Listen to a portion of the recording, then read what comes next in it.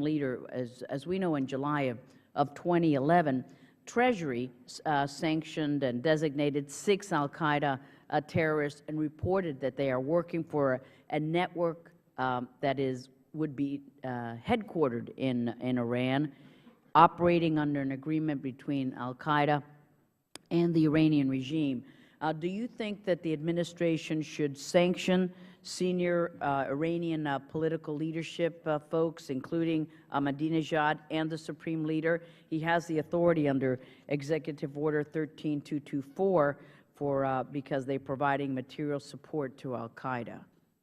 And let me ask you an additional question. You know, a lot of individuals in the international community, they're under the impression that the United States has done everything we can to fully sanction the Iranian regime. And as we know, and we discussed right here, nothing could be further than the truth.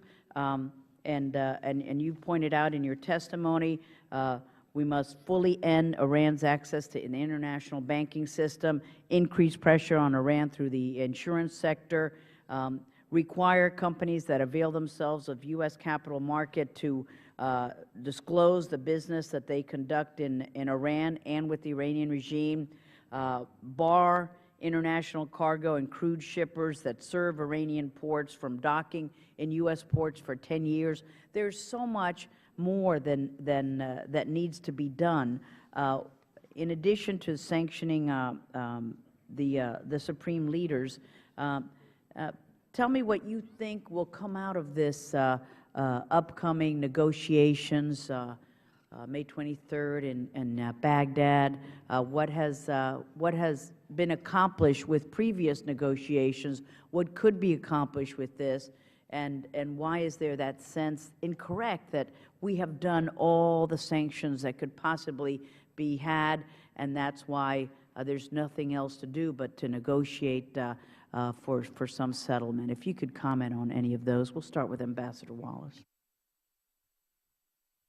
Thank you, Madam Chairman. It's a very important question and a good question. This committee has really led in the area of sanctions and dragged, frankly, much of the rest of the sanctions community along with it over the years. And it's a problem we've been dealing with since 1978-79, and we've seen really bad behavior from the Iranian regime, and we haven't dealt with Iran effectively through successive administrations. We call for something very clear on the United Against Nuclear Iran, and I'm hoping to convince you all that it's possible.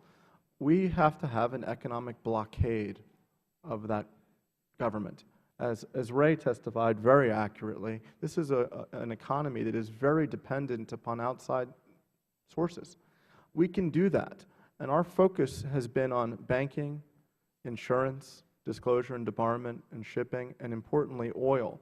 And if we say no more banking, no more insurance, deny any shipping opportunity, and force all Iranian businesses to disclose, and continue to pursue the oil embargo, you will see that economy continue to be stressed. When this committee did such important work on SWIFT, my colleagues at the table as well, we track we track the rial, the Iranian currency. And when you looked at the precipitous drop of the rial at the time of the sanctioning of SWIFT and the discussion even of sanctioning of SWIFT, it was an incredible and precipitous drop. If we were able to cut them off fully and completely from the banking industry, deny their oil exports in a fundamental way, continue to do so, and their ability to ship, have an impact on their automotive industry. We have a plan to sanction their automotive industry. It's a dirty little secret, but it's the 13th largest automotive producer in the world. It's the fastest growing in the Middle East. It's the largest part of their economy other than oil.